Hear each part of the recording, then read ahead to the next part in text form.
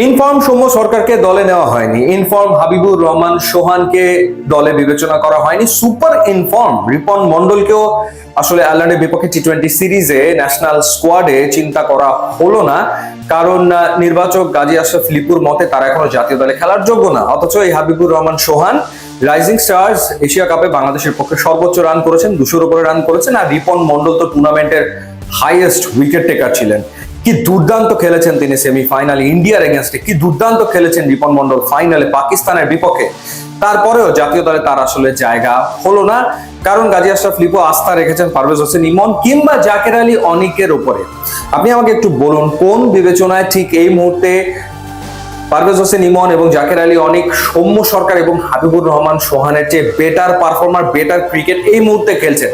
কোন স্ট্যাটিস্টিক্সে, কোন পরিসংখ্যানে তারা এগিয়ে রয়েছেন? আমার আসলে সেটা বোধগম্য নয়। যাই হোক, ফলাফল যাওয়া তাই হয়েছে। আয়ারল্যান্ডের বিপক্ষে বাংলাদেশের ভরাডুবি ম্যাচটা বাংলাদেশ হেরেছে 39 রানে, 181 করেছিল 4 উইকেটে আয়ারল্যান্ড। এবং খেলা দেখে মনে হয়েছে মাইটি আইরিশদের বিপক্ষে বাংলাদেশ খেলতে নেমেছে, মানে এরকমই আসলে মনে হয়েছে। এবং যারা খেলেছেন, না তারা স্পিন খেলতে পারেন, না তারা ফাস্ট বোলিং খেলতে পারেন, না তারা স্লোয়ার খেলতে পারেন, না তারা বাউন্সার খেলতে পারেন, না তারা ইয়র্কার খেলতে পারেন, কোনো কিছুই খেলতে পারেন বলে তো মনে হয়নি। কারণ যেখানে যে উইকেটে, যে স্পোর্টিং উইকেটে 181 করলো আয়ারল্যান্ড, সেখানে বাংলাদেশ ব্যাট করতে নেমে পাওয়ার প্লেতে তুলেছে 4 উইকেট হারিয়ে 20 রান। খেলা তো ওখানেই শেষ, এই ম্যাচ কি আর জেতা সম্ভব? তারপরে বাংলাদেশ 20 ওভার ব্যাটিং করেছে তাওহিদ হৃদয়ের কারণে। তাওহিদ হৃদয় তার ক্যারিয়ারের 5ম হাফ সেঞ্চুরি তুলেছেন এবং ক্যারিয়ার বেশ 83 রানের একটা ইনিংস খেলেছেন। অর্থাৎ বাংলাদেশ যে টোটাল 142 করেছে, তার ভেতরে 83 রানই তাওহিদ হৃদয়ের, আর বাকি সবাই মিলে করেছেন 59 রান। যদি আয়ারল্যান্ড গোটা 6 ক্যাচ ফেলে না দিত, তাহলে বাংলাদেশ অল আউট হতো, তাহলে বাংলাদেশ আসলে 100 রানও করতে পারতো না। ওয়েস্ট ইন্ডিজের বিপক্ষে 3 ম্যাচে টি-20 সিরিজে বাংলাদেশ 2 বার অল আউট হয়েছে এবং এইবার আয়ারল্যান্ডের বিপক্ষে 9 উইকেট পড়ে গেল। এই ম্যাচে আসলে বাংলাদেশ অল আউটই হয়ে যেত।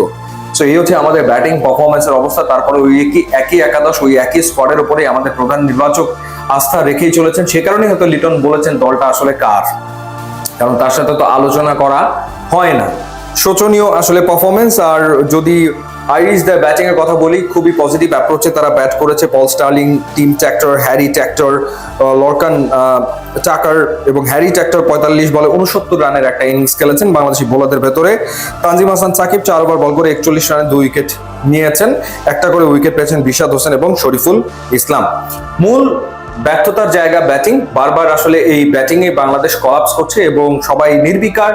আসলে এখানে উন্নতি কিভাবে করে করতে হবে সেই ব্যাপারে কারো কোনো চিন্তা ভাবনা আছে সেটা নেই। এবং আরেকটা ব্যাপার ঘটেছে, সেটা হচ্ছে সাইফ হাসানের ব্যাটিং অর্ডারটা চেঞ্জ করে ফেলা হয়েছে। পারভেজ হোসেন ইমনকে খেলাতে গিয়ে ওপেনিং এ সাইফ হাসানকে আর নামানো হয়নি, তাকে নামিয়ে আনা হয়েছে 4 নম্বরে।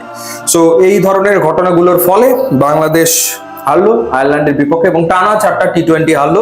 ওয়েস্ট ইন্ডিজের কাছে 3-0 হোয়াইট ওয়াশ হয়েছে ঘরের মাটিতে। এবার ঘরের মাটিতে আয়ারল্যান্ডের বিপক্ষে বাংলাদেশ টি-20 হারলো। এই নিয়ে 3 বার আয়ারল্যান্ডের বিপক্ষে বাংলাদেশ টি-20 হারলো।